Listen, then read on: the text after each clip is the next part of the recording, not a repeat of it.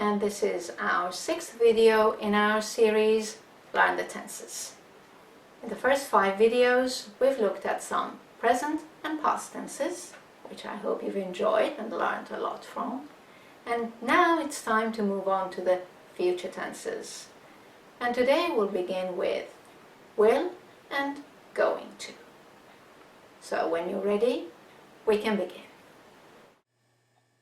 Right, future simple and going to future. Let's look at formulation first. Now, future simple is really the simplest tense in English. Just add will to your pronoun and then the infinitive. So, I'll do it. You'll do it. He'll do it. She'll do it. It'll do it. You'll do it. We'll do it. And finally, they'll do it. You notice that will contracts to l. Let's look at the formulation of the going to future. For going to future, you simply conjugate the verb to be, then add going to, and then the infinitive. Let's have a look. I'm going to do it. You're going to do it. He's going to do it. She's going to do it. It's going to do it. You're going to do it. We're going to do it. And finally, they're going to do it. Let's move on to usage now. Future simple. Future simple has 2 main usages. The first one is to express a possibility in the future. And in this case, we usually put in an expression of possibility in our sentence. Expressions such as I hope, I think, maybe, probably. Let's look at some examples. It'll probably rain tonight.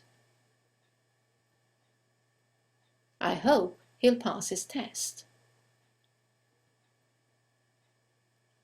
If we don't hurry, we'll miss our flight. The second usage of the future simple tense is when you make a decision at the time of speaking. This usually happens in a dialogue. Someone says something or asks you to do something, and you react.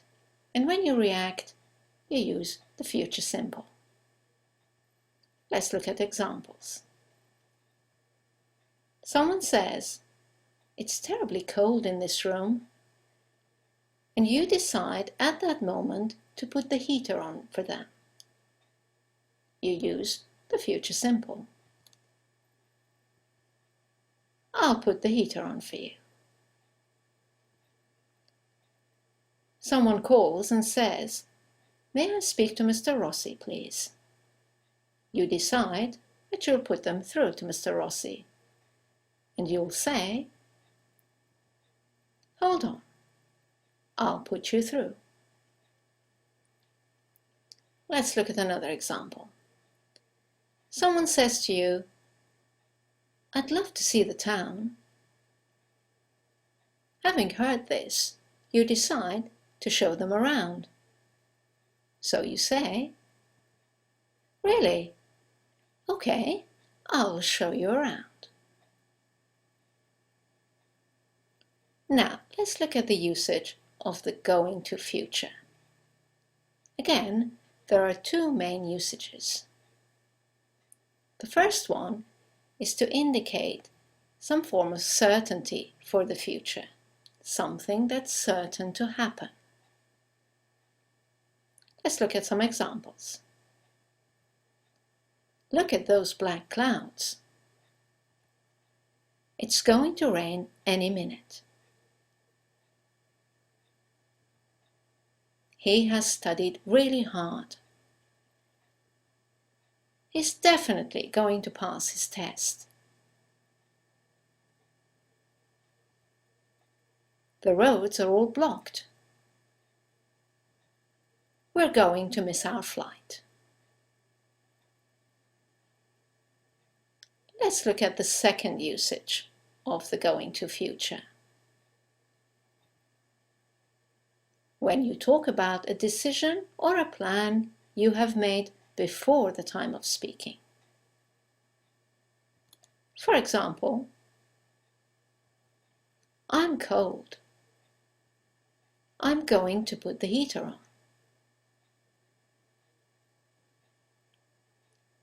Mr. Rossi isn't here. I'm going to put you through to his assistant.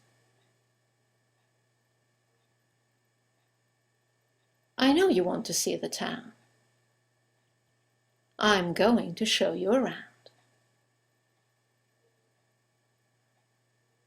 Let's compare the two tenses for each usage. Let's look at the first usages of will and going to. As you will remember, will was to express a possibility, and going to was to express certainty. Let's compare the examples. It'll probably rain tonight. We're not sure.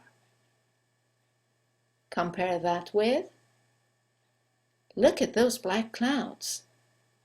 It's going to rain any minute. It's certain. There is no doubt. The next example was, I hope he'll pass his test, but I'm not sure.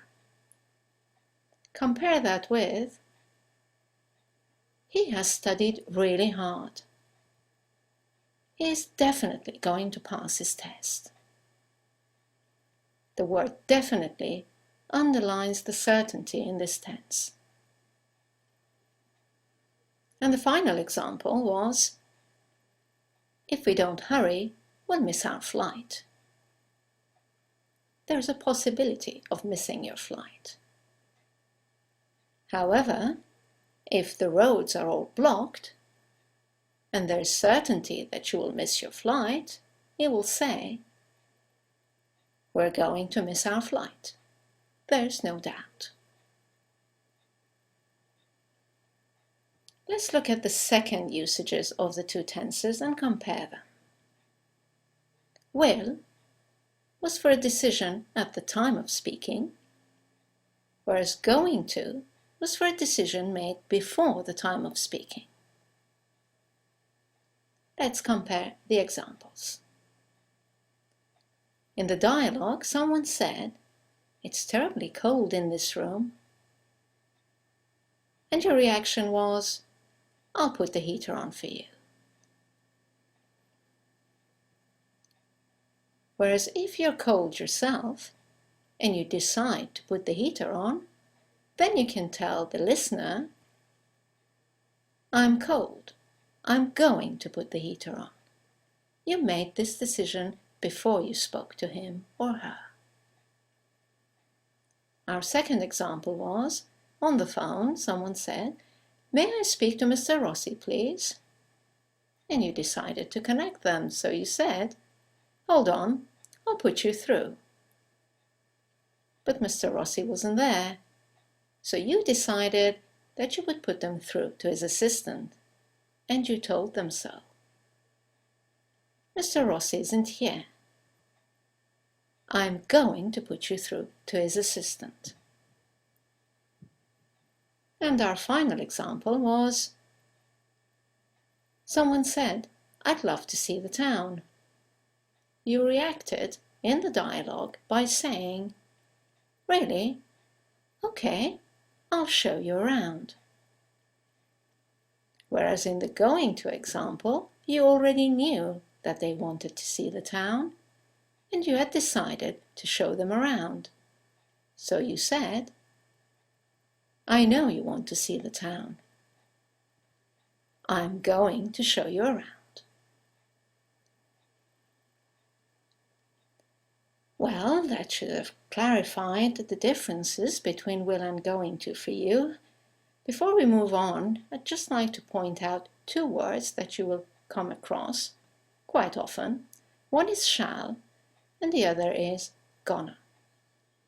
Now, shall is a very formal word if used for the future tense. It goes with the pronouns I and we. But if you use it, you will sound quite formal. You will be correct, but formal. So you might hear, or you might say in a formal situation, instead of I'll see you later, you can say I shall see you later. We'll discuss this tomorrow. If you want to sound more formal, you could say we shall discuss this tomorrow. Gonna is the opposite. It's a very informal expression and it's just a contracted form of going to. It's only appropriate in informal spoken contexts. So instead of I'm going to watch a film tonight, you could say, or you could hear, I'm gonna watch a film tonight. They're going to buy a new car. In an informal situation, you might hear, they're gonna buy a new car. Right then, let's look at the common mistakes. The most common mistake is using will instead of going to, and vice versa. So we're going to do an exercise. We're going to look at 4 situations and get you to decide which tense would be better. Let's look at the first example, and you will decide which answer, which reaction sounds better. Someone says, I'm sorry, I can't hear you. Would you say, okay, I'll speak louder? Or would you say, okay, I'm going to speak louder? Take a moment to choose your answer, and then we'll look at the correct answer. That's right. The correct answer is A. You're making this decision at the time of speaking. I'm sorry, I can't hear you. Okay, I'll speak louder. Let's look at our second example. Someone asks you, what have you planned for the weekend? Now, you don't have any plans. What should you say? Nothing, I'll probably stay home.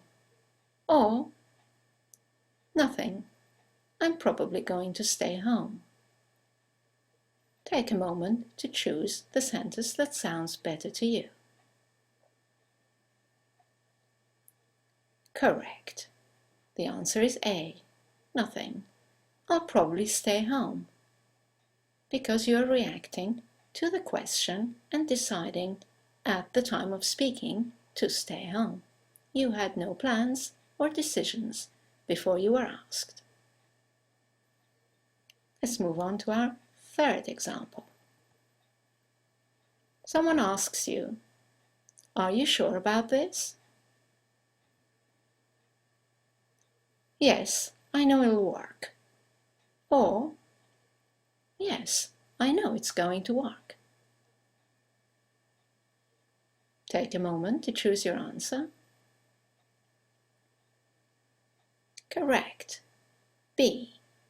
Yes, I know it's going to work. Because you're sure about it. You know. And our last example. Someone asks you, what have you decided about your flat? And you have a decision. Will you say, we'll sell it? Or will you say, we're going to sell it?